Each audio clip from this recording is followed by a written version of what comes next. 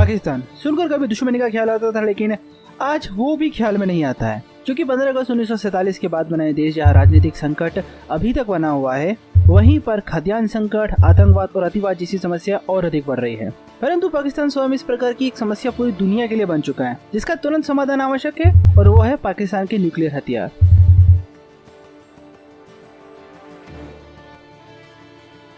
पाकिस्तान बनने के बाद से ही पश्चिमी देशों का सबसे पसंदीदा देश रहा है, क्योंकि वह एक तरह से शीत युद्ध में सोवियत संघ को रोकने में मददगार था। और यही कारण है कि जब बांग्लादेश के लिए भारत पाक युद्ध चल रहा था, तो भारत के विरुद्ध अमेरिकी और ब्रिटिश नेवी फ्लीट बंगाल की खाड़ी में अपने न्यूक्लियर हथियार लेकर पहुंच गए थे। लेकिन भारत की तैयारी के कारण सोवियत संघ ने नाकाबंदी कर दी थी। लेकिन इससे यह सिद्ध हो गया था कि पाकिस्तान के लिए पश्चिमी देश कितना आगे जा सकते हैं, और इस घटना से भारत को यह सीख जरूर मिली थी कि सोवियत संघ ने आज उसे बचा लिया, लेकिन हमें अब स्वयं ही न्यूक्लियर हथियार बनाने होंगे, क्योंकि भारत हमेशा सोवियत संघ पर निर्भर नहीं रह सकता है, जो कि वर्ष 1992 में सच भी हुआ जब सोवियत संघ टूट गया। भारत ने जब न्यूक्लियर हथियार बनाने का प्रयास किया और जब वह सफल हुआ, तब पश्चिमी देशों द्वारा भारत के लिए कई समस्याओं को खड़ा किया गया था। और वहीं पर जब पाकिस्तान के नेता जुल्फिकार अली भुट्टो ने घोषणा की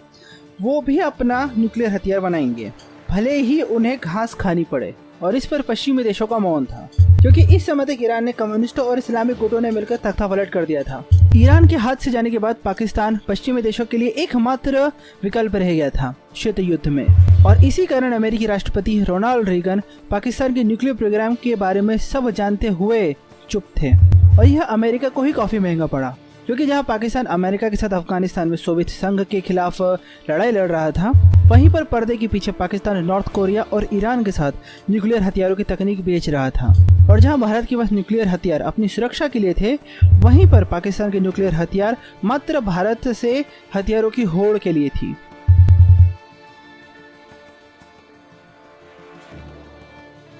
पाकिस्तान के हथियार भारत के लिए खतरा तो थे ही, लेकिन अब पूरी दुनिया के लिए खतरा बनते जा रहे हैं। पाकिस्तान में करप्शन के कारण आर्थिक स्थिति दयनीय है ही, लेकिन इस कारण पाकिस्तान की अंदरूनी ताकतें न्यूक्लियर हथियार बेच भी सकती है। और जिस तरह ईरान और कोरिया को न्यूक्लियर तकनीक बेची गई थी, इसी तरह पाकिस्तान ने सऊदी अरब को अपना न्यूक्लियर बम बेचने का ऑफर दिया था, लेकिन सऊदी अरब ने इस ऑफर को नहीं लिया था।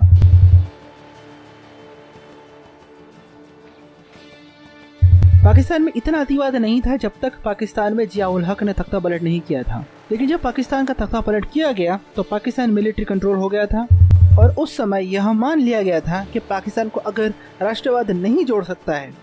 लेकिन इस्लाम जोड़ सकता है। और उसके बाद से ही पाकिस्तान में अतिवाद इस तरह से शुरू हुआ कि तालिबान का जब अफगानिस्तान में कब्जा हुआ, सबसे ज्यादा खुश पाकिस्तान का अतिवादी वर्ग ही था। लेकिन यह अतिवादी लोग दुनिया के लिए खतरा कैसे हो सकते हैं, तो पहले यह सुनिए। दुनिया में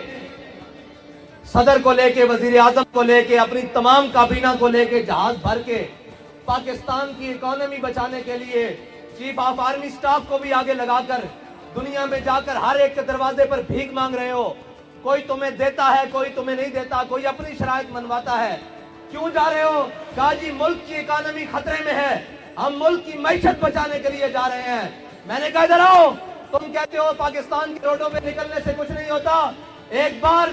बाहर निकलो, कुरान को दाएं हाथ में उठाओ और एटम बम वाले बक्से को बाएं हाथ में उठाओ और पूरी काबीना भर के स्वीडन ले जाओ और जाकर कहो कि हम कुरान के तहफ़्फ़ुज़ के लिए आए हैं। सारी कायनात की नेमतें अगर तुम्हारे पाँव में ना आ गई तो हमारा नाम बदल के रख देना। ये है साद रिजवी, जो पाकिस्तान की एक राजनीतिक पार्टी के लीडर हैं, और इनका कहना है कि न्यूक्लियर हथियारों का इस्तेमाल करके आप दुनिया से पैसे मांग सकते हैं, यानी कि हमें डॉलर दो या हम बम फोड़ देंगे, जो एक तरह से धमकी ही है। और चिंता की बात यह भी है कि पाकिस्तान में इस तरह की राजनीतिक पार्टियां जनता के बीच में बड़ी पकड़ बना रही है,